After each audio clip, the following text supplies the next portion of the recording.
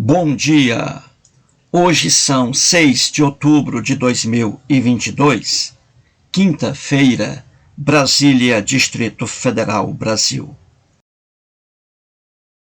Leitor amigo, em seu livro O Futuro de uma Ilusão, editora Palotti, ano 2010, página 88, sobre o homem religioso, Sigmund Freud, nascido em 1856, falecido em 1939, que era judeu e ateu, escreve: nenhum homem racional se comportará tão levianamente em outros assuntos, nem se contentará com fundamentações tão miseráveis para seus juízos, para sua tomada de partido. Ele se permite isso apenas em relação às coisas mais elevadas e mais sagradas. Freud afirma acima que o homem religioso faz uso de fundamentações miseráveis para a formação de seu juízo, para sua tomada de partido, para seus pontos de vista. Anteontem, terça-feira, dia 4 de outubro do corrente ano, vi mais um fato que confirma a afirmação do mestre Freud. No jornal Hoje, da Rede Globo de televisão, apresentado pelo brilhante e competente jornalista César Tralli, uma matéria sobre o santo, entre aspas, São Francisco de Assis, segundo os cristãos católicos, o protetor dos animais. Veja, leitor, um trecho da reportagem. Os católicos comemoram hoje o dia de São Francisco de Assis, conhecido como protetor dos animais. E algumas paróquias do Brasil fizeram uma programação dedicada a eles, os bichos. Os animais que estavam neste parque de Goiânia receberam bênçãos hoje cedo. Uma paróquia da cidade também recebeu os bichinhos. É muito importante trazer os animais, porque que não trazer eles é como que não cuidasse deles. Nas igrejas de Salvador, portas abertas para esses fiéis nada convencionais. Nesta paróquia, uma reunião com bênção especial. Em nome do Pai, do Filho e do Espírito Santo. Há 8 anos, o Coaraci cuida do chocolate. O pássaro é uma lembrança da mãe. E a terceira vez que eu venho aqui para abençoar também, né? Não só ele, nós todos, né? Além de protetor dos animais e do meio ambiente, São Francisco de Assis também é padroeiro dos pobres. A relação de São Francisco com os animais se dá por causa desse cuidado que ele tem com toda a criação. E os animais são esses bens que estão próximos dos seres humanos, ajudando a serem bons e, é claro, trazer alegria para a vida de todos nós. Na matéria, aparecem alguns cristãos católicos em Goiânia e Salvador, que levaram seus animaizinhos a paróquias para receberem água benta, entre aspas, e a proteção de São Francisco de Assis. Logo no início, surgem 5 cães e uma ave chamada calopsita. A primeira pessoa a falar foi o lindo menino Mateus Latorraca, com 9 anos de idade, que disse o seguinte: é muito importante trazer os animais porque que não trazer eles é como que não cuidasse deles. Mateus está com 9 anos de idade. Eu, com essa idade, perdia meu pai e já era ateu lá em Sobral, no Ceará. Mateus, lindo, diz que as pessoas devem levar seus animais à paróquia para receberem a bênção do padre, porque isso é uma demonstração de que os proprietários amam seus animais, cuidam deles. Ora, São Francisco de Assis não existe, logo, não cuida de animais. E vou apresentar provas ao longo desse curto vídeo. Mas por que a criança Mateus disse aquilo? Ele disse aquilo porque recebe em seu lar a doutrina cristã católica de seus pais. É simples entender isso. Se o Mateus fosse filho de um casal evangélico, jamais levaria seu animalzinho a uma paróquia católica e também jamais buscaria proteção de um santo chamado São Francisco de Assis, simplesmente porque os cristãos evangélicos não adoram os santos criados pela Igreja Católica Apostólica Romana. É fácil ver que tudo depende da cultura da pessoa.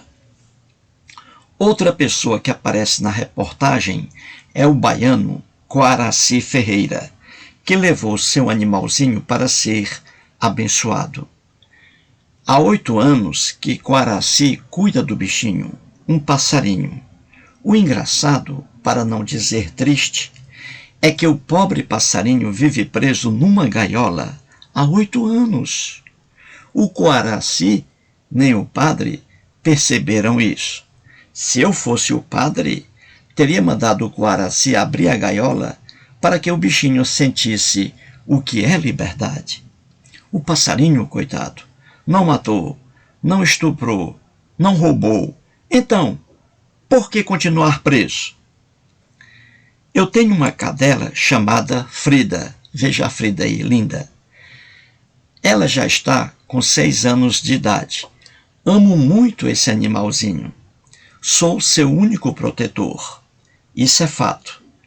Jamais a levaria para receber bênção de um religioso, porque, se o fizesse, seria a coisa mais inútil e cômica. Santo algum existe, santo algum protege animais. Você, leitor, crê que São Francisco de Assis é realmente o protetor dos animais? Se você crer, então vamos lá.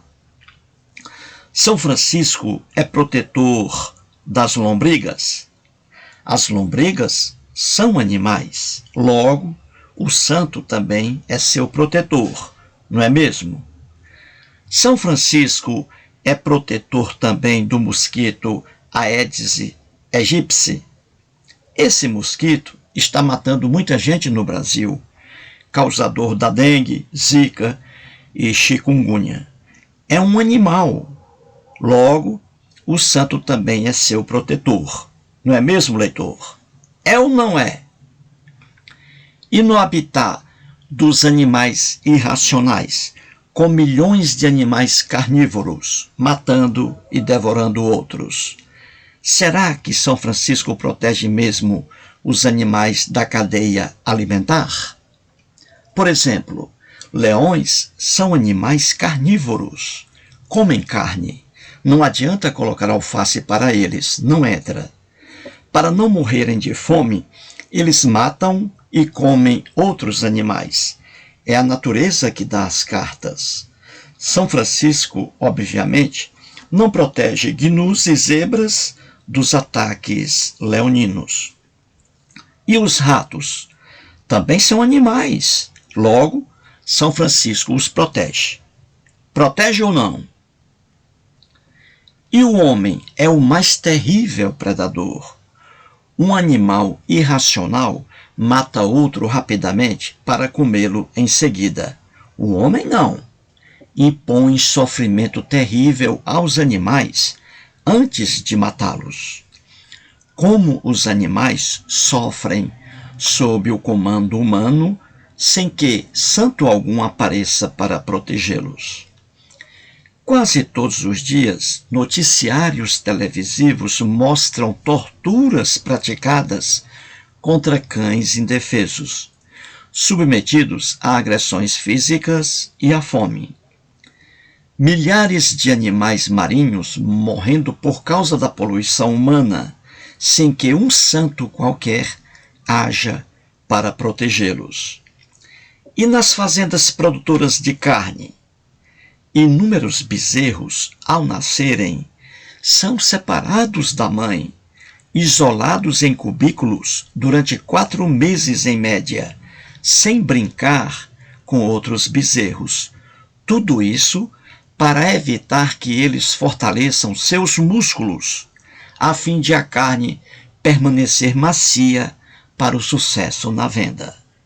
E, como é óbvio, São Francisco não aparece para defender esses animaizinhos. Mas o povão religioso ainda continua dizendo que São Francisco de Assis é o protetor dos animais.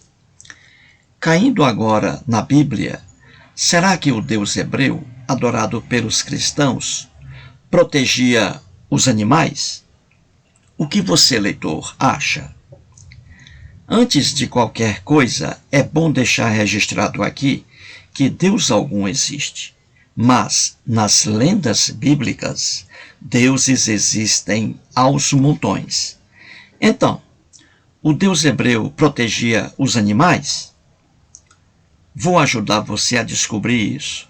Leia, leitor, o que está em Gênesis, capítulo 6, versículo 7. Disse o Senhor: farei desaparecer da face da terra o homem que criei, o homem e o animal, os répteis e as aves dos céus, porque me arrependo de os haver feito. Essa passagem bíblica se refere à lenda do dilúvio.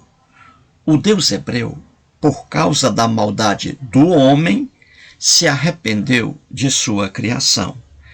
Veja bem, leitor, apenas por causa da maldade do homem. E o que ele fez? Deus resolveu matar afogados, além das pessoas, os animais irracionais. Ora, animais irracionais não raciocinam, não devem receber punição alguma por causa do comportamento do homem. Entendeu, leitor? A ingenuidade do relato criado por um escritor hebreu que não se chamava Moisés? Esse escritor colocou em sua lenda uma aberração, isto é, animais irracionais pagando pelo que o homem fez. As aves, indefesas, coitadas, também morreram afogadas. Como se vê, na lenda, o Deus hebreu não gostava de animais. Mais um exemplo bíblico, leitor. Em Êxodo, capítulo 12, versículo 29, está escrito: aconteceu que, à meia-noite, feriu o Senhor todos os primogênitos na terra do Egito, desde o primogênito de Faraó, que se assentava no seu trono, até ao primogênito do cativo, que estava na enxovia, e todos os primogênitos dos animais. Mais uma lenda bíblica inventada por um escritor hebreu, por isso mesmo, repleta de irracionalidade e injustiça, a saída do povo hebreu do Egito. Na história, jamais o povo hebreu em peso ficou sob escravidão egípcia. É bom dizer que os textos bíblicos foram escritos por hebreus, daí a supervalorização criada por eles próprios. Deus algum existe, Deus algum ajuda alguém a se livrar da escravidão. O homem, somente o homem, é que escraviza alguém e é que quem livra alguém da escravidão. Somente o homem. Mas, na lenda, o Deus hebreu, mais uma vez, mostra que não gosta de animais. Mais uma vez, pune os pobres animais irracionais por causa da ação de um homem, Faraó. Na lenda, o Faraó não libertou o povo hebreu da escravidão. Então, o Deus hebreu enviou 10 pragas ao Egito. O povo egípcio sofrendo por causa de apenas uma pessoa, o Faraó. Em vez de matar de imediato o Faraó, o Deus hebreu resolveu castigar o povo. Essa injustiça, leitor, é muito comum em toda a Bíblia. E, na 10ª praga, o deus hebreu matou os primeiros filhos dos casais egípcios, que nada tinham a ver com o comportamento do faraó. Matou também o primeiro filho do faraó. Matou também os primeiros filhos dos escravos egípcios. E, pior ainda, matou os primeiros filhotes dos animais irracionais. É muito fácil ver a ingenuidade presente nesses relatos. Na verdade, é uma criação de um escritor hebreu que mostra a visão errônea de justiça daquela época muito distante.